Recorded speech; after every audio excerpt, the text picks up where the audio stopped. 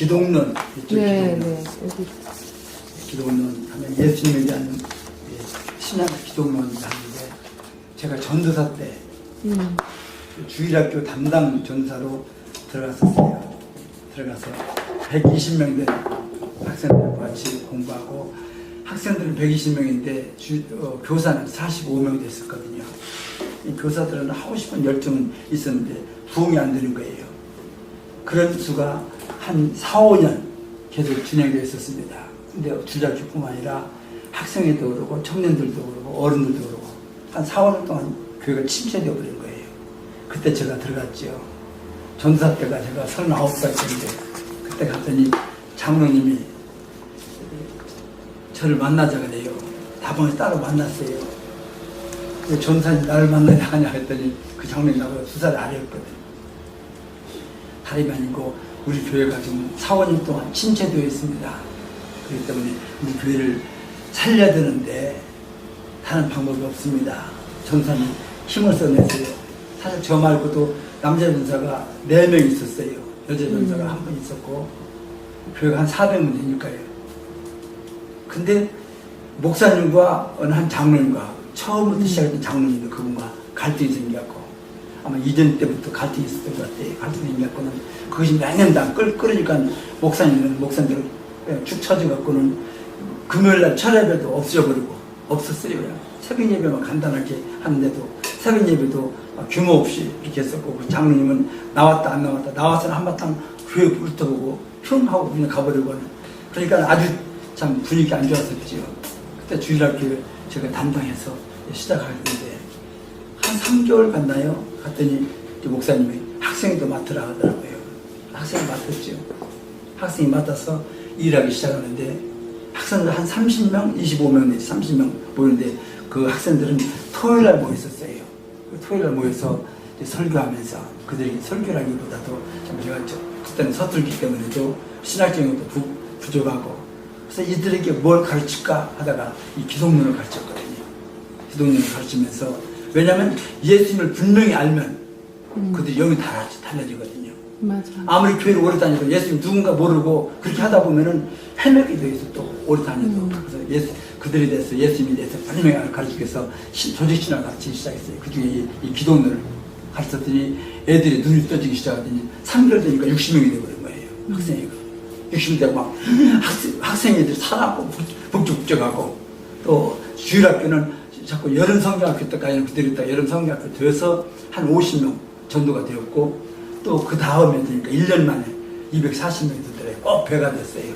참 제가 가서 참 묘한 것보다도 하나님의 은혜로 성인들도 400명이 됐던 교회가 850명이 됐고 1년 만에 주일학교도 120명에서 240명 또 학생회는 30명에서 3개월 만에 60명 되고 막 교회가 부흥하기 시작하고 하는데 참 너무 재밌었죠 그때. 이것이 원칙이다라는 생각을 했었거든요. 그래서 제가 이 기독론에 대해서 특별히 신학생들까지도 신학을 하면서도 기독론에 대해서 다 파악하지 못하고 예수님에 대한 것을 분명히 알지 못하기 때문에 그냥 중간에서 좀 흘러나가는 사람도 있잖아요. 제 친구 가운데서도 그랬었어요. 동기인데 그는 고대 나왔고 고대 대학원 나왔고 일본 대학원 나왔어요. 학교 다니면서 저하고 아주 참 친하게 지냈었는데 그 친구가 대학교를 졸업하고 저 농심에 기획실장을 했거든요. 전무까지 됐었어요. 그렇게 했었는데 농심하면 크잖아요. 롯데그룹에 한 1분인데 근데 그렇게 하다가 그만 이 친구가 목사 안수도 안 받고 그냥 미국에 가더라고요. 미국에 난 유학 간 줄 알았었어요. 지금도 벌써 40년, 35년 지났는데 지금도 들으면 그는 휴대폰, 핸드폰 파는 그 가게, 그 사장이 되어 있다는 거예요. 참 듬직하니 얼굴도 잘생겼고, 물론 저보다 나이는 한 3살 위였었습니다. 참 인품도 좋고 했던 친구인데, 그 친구가 목회했으면 좋겠다는데, 그 친구가 원래는 목회했었죠. 처음에 전사 때 목회하다가 한 3년 하다가 굉장히 곤욕스러운 일 당하고 그냥 빠져나간 것이 바로 미국인데, 미국에서 드디어 저기도 못하고 안수도 못 받고 지금까지도 그냥 우리가 부르기는 전도사라고 부릅니다만 참 어떤 분들은 지금이라도 와라. 돌아오면 지금이라도 오면은 목사 안수를 받고 목회해라 해도 그냥 거기서 이제 해서 뭐 하겠냐 하면서 그냥 앉아있는데, 그래서 제가 이 다른 어떤 과목보다도 이 조직신학에서 이 기독론에 대해서 특별히 제가 연구해서, 사실 지난번에 했었습니다만 이 기독론을 어떻게 하면 쉽게 짜낼 것인가 하고 한 것이 이것이거든요. 지난주에 나왔었어요? 지난주에 못 나왔어요. 못 나왔었죠. 그러니까 이거 그러면 지난주 1, 3번을 갖다 드리세요. 그걸 보고 읽으면은 될 수 있도록 그렇게 쉽게 됐으니까. 그리고 성경을 한 번씩 찾아보시면은 아, 이렇게 됐구나 하고 쉽게 나와요. 지난주에 우리가 했던 것이, 만일 예수님이 옷이 아니었다면, 그렇다면 우리는 어떻게 됐을까? 이런 일들로 해서 구원의 감격이 없었을 것이다. 또 신학 성경이 없었을 것이다. 또는 진짜 우리 오늘날 이 교회가 없었을 것이다. 이런 식으로 쭉 했었잖아요. 그리고 세상은 과연 구세주를 대망하고 있었는가? 이것에 대해서 제가 말씀드렸었고, 또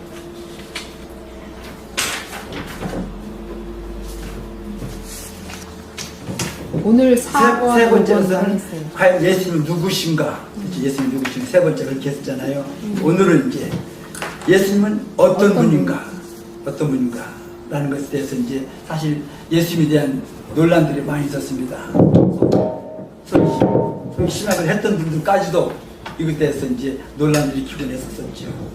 이제 여러 가지로 나오는데, 역사적으로 예수님에 대해서 논란이 있었던 그 말하는 분들이 있었는데, 첫 번째는 신성을 부인하는 분들이 있었어요. 이것을 에비온파라 하는데, 그들은 예수님이 승천하시고 나는 107년경 그들이 말하기를 예수님은 단순한 사람뿐이다. 사람일 뿐이다. 그가 세례 받으실 때 성령께서 그에게 강림하셔서 메시아의 자격을 그때 얻게 되었었고, 이는 내 사랑하는 아들이다 라고 하는 말씀이 있고, 그렇게 했었다. 또 못 바뀌시 전까지 성령이 그로부터 그때까지 같이 하시다가 성령이 그를 떠났다. 그런 그냥 신성은 아니고 온전한 사람이다라고 그렇게 말하는 사람이 있었었지요. 그리고 또 이 두 번째 보면은 또 어떤 사람들은 예수님에 대한 인성을 부인하는 사람이 있었어요. 이건 그노시스주의자들인데, 이들은 물질은 악하게 보기 때문에 예수는 이 악한 육신을 입고 오실 수 없고, 다만 이 땅에 오신 예수님은 신성뿐이다. 오직 하나님뿐 있다. 하나님이 신성뿐이었다. 그래서 예수님은 참 육신을 우리에게 보여주신 것이다. 영적으로만 그렇게 나타나신 분이었었지, 그는 인성은 아니었다라고, 인성은 아니라는 것을 말하고 있는 것을 보게 됩니다. 그래서 어떤 때는 그러잖아요. 예수님이 밤중에 바다 위로 걸어올 때, 어떤 사람들이 바다 위로 걸어올 수 있어요? 없잖아요.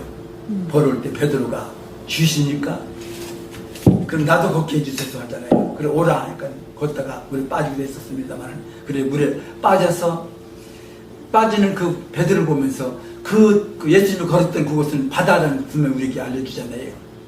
그리고 또 어떤 때는 예수님이 금방 예루살렘에 계시다고 금방 이쪽에 나타나시고 하잖아요. 그렇게 시간을 초월한 그런 분일 때도 있었던 것을 우리가 볼 수가 있습니다. 그래서 사람들은 인성을 부인하는 사람도 있었어요. 세 번째는 완전한 신성을 부인하는 사람들. 완전한 신성은 아니다라는 식으로 완전한 신성 부인하는, 이건 아리안파라고 하는데 주 325년경에 이 사람들은 정죄됐죠. 이 정죄하는 이 사람들은 바로 이 칼세톤이라는 회의에서 그것을 결정하는데, 이건 아니다, 잘못된 것이다 하고, 그리고 이단으로 정죄시켜서, 그리스도는 하나님께로부터 오신 하나님이시나 그 자신에서 하나님은 아니시다. 그는 시간 안에서 발생하지 않으셨으며 영혼에서 발생되었다고 그렇게 말하는 사람, 즉 완전한 신성 부인하는데, 일부는 시인하면서 일부는 부인하는 그런 것인데, 이건 그렇기 때문에 완전한 신성은 아니다 라고 말하는 사람들, 이것은 바로 요한복음 5장 19절 거기에 이제 참 아들이 아버지께서 하시는 일을 보지 않고는 아무것도 스스로 할 수 없다. 아버지의 행하시는 것을, 그것을 본 아들만이 할 수 있다라고 이렇게 예수님이 말씀하신 적이 있잖아요. 아멘. 그걸 보면서도 그 어떤 때는 완전한 신성은 바로 하나님에 의해서 그가 신성적인 그런 일을 한 것이지 그 아니라고 그렇게 말하는 사람도 있었습니다. 그러나 그들은 바로 주 325년에 이제 그 참 정제됐지요. 우리 인간이 인성의 완전성을 부인한 사람들, 인성의 일부 부인하지만 완전성, 인성의 완전성을 부인하는 사람들이 있습니다. 이 주장은 주 381년에 이것도 역시 칼습전에 의해서 정제받은 아폴리네리안의 주장으로 사람은 육과 혼과 영과 혼과 육이라고 했죠. 지금 현재 성경에서 몸이라고 했는데 영과 혼과 육, 이게 셋으로 나누는 그것으로 구성되어 있는데 예수께서는 영의 자리에 로고스로 오셨다라고 이렇게 말하는 분들이 있습니다. 그렇기 때문에 인생의 완전한 부인을 이렇게 말하고 있는 분들도 있어요. 그래서 이제 데살로니가 5장 23절에서 바울이 그랬잖아요. 영과 혼과 몸이라고 이렇게 우리에게 셋으로 나누는데 사실 영과 혼과 몸이 아니라 영혼과 몸 이렇게 둘로 우리는 나누고 있지 않습니까? 이런 식으로 주장하는 사람들. 사실 인간의 역사를 쭉 본다면은 어느 한 사건을 본다 할지라도 그것을 어떻게 보느냐 이것에 따라서 다른 것이지 누가 옳다 누가 그러다 할 수는 없는 거예요. 앞에서 보는 사람 다르고 옆에서 보는 사람 다르고 또 위에서 보는 사람 다르고 또 뒤에서 보는 사람 다르고 다르기 때문에 이렇게 주장하는 것인데 자기 생각과 다르다 갖고는 무조건 정지해서는 안 될 것인데 그렇게 되어 왔어요. 오늘날 정치도 마찬가지 아닙니까? 정치가 어떻게 됐든지 간에 하다 보면은 내 마음 안 든다고 저 틀렸어 잘못돼서 하는 것보다도 다르다고 한다면 저 사람이 지금 하는 것은 정치인들이기 때문에 정말 나라와 민족을 위하는 것인가 먼저 그걸 생각해야 돼요. 내 생각과 다르다고 미워하지 말고 같은 여당이라도 지금 대통령이 하는 것이 옳은 것인가 그걸 봐야 돼요. 근데 무조건 따르잖아요. 이건 잘못된 것이잖아요. 옳게 한다면 옳게 한 것을 야당이 이렇게 반대하는 사람들에게 이러하기 때문에 다른 나라한테 분명히 말해주면 따를 수 있잖아요. 또 정치인들 보면 다 사법고시 합격하고 대학 교수를 했다든지 남달리 참 좀 뛰어난 사람들이 많이 있는데 그렇게 설득을 시키면 될 건데 무조건 따르는 모습 봅니다. 지금 유튜브 보면 아마 99%가 그 참 문 대통령에 대해서 힐러리 비판하고 있는 것이죠. 이건 힐러리 비판하는 것은 우리나라를 걱정하기 때문에 그런 것이죠. 이것이 아니라는 거예요. 이것이. 근데 이것은 또 사실 지금뿐만 아니라 옛날 그 4.19 때도 그랬어요. 4.19 났을 때 이승만 대통령이 저거 하고 사임하고 가버렸잖아요. 망명했잖아요. 밖을 내다보니까 어마어마한 사람들이 경무대죠. 옛날에 청와대 아니고 그 경무대 모였으니까 저 왜 그러냐. 감추고 감추다가 나중에 말하잖아요. 지금 이번 참 삼선 이제 그것 때문에 이렇게 국민들이 반대하고 있습니다. 그러니까 국민이 원하면 대통령도 하야하죠. 그냥 나와버린 거예요. 그리고 그냥 하와이로 가버린 거예요. 아무것도 없이. 근데 갈 때도 어떤 사람들은 이승만 박사를 미워한 사람들은 어마어마한 돈을 가지고 왔을 것이다라고 하고 있어요. 근데 갔었을 때 있을 곳이 없어가지고 하와이에 있는 교민들이 이승만 박사를 잘 아는 분들이 집을 마련해줬고 먹을 걸 줬고 그가 마지막 죽을 때는 그를 치료할 수 있는 돈도 없을 정도였어요. 저는 그곳에 가서 하와이에 가서 이승만 박사가 세운 교회 있어요. 그분 돈으로 세운 것은 아니지만 그를 사랑하는 사람들이 모아서 이승만 박사가 교회 가고 싶다니까 거기다 그 교회를 세운 거 있거든요. 거기는 이승만 박사 동상이 있더라고요. 그분 가신주니까 그렇게 있는데 그분을 미워한 사람들은 그분 보고 어마어마한 돈을 가지고 왔다고 했는데 그것이 아니었잖아요. 어느 날 그 이화장에 이승만 박사가 살던 곳에 한 어떤 관리가 가니까 그 부인 이름이죠? 부인 이름이 그 외국인 외국 여자 사람이죠. 그분이 앉아 있는데 뭘 빚고 있더라 해서 뭐 하십니까 여사님? 전기땀을 양말 넣어갖고 전기땀을 속에다 넣어갖고는 양말을 꼬매고 있더라는 거예요. 우리가 그렇게 어렵게 살았잖아요. 그렇게 어렵게 살았을 때 그렇게 살던 사람들이 돈을 갖고 도망갈 이유가 없잖아요. 도망갈 틈도 돈 가진 틈도 없었고 돈도 없었고 다시 그때. 근데 이런 식으로 양면을 보고 여러 가지로 그러잖아요. 어디 그뿐입니까? 4.19가 무슨 큰 국가적인 무슨 대행사처럼 지금도 기념하는데 그건 아니잖아요. 우리나라에 일어난 반란이에요. 그것도 사실 어떻게 보면 이번 촛불 집회도 우리나라에 일어난 반란이에요. 나라 구하겠다고 했었던 어떤 5.16이라든지 이런 것은 뭐 쿠데타를 해갖고는 없이 여기고 있는데 이건 아니잖아요. 보는 관점이 다르기 때문에 그런 거예요. 만일 5.16이 없었단다면 5.16이 없었다면 우리나라 혼란에 빠졌었어요. 그때 당시 저는 그때 알잖아요. 그때 60년도 제가 45년도니까 중학교 3학년 때 그때 2학년 3학년 때잖아요. 알았어요. 그걸 봤어요. 그러고 나서는 얼마 후에 막 학생들이 뛰쳐나간다 하는데 고등학교 다닐 때 뛰쳐나가고 데모한다는데 저는 안 나간다 그랬죠. 이러지 말자.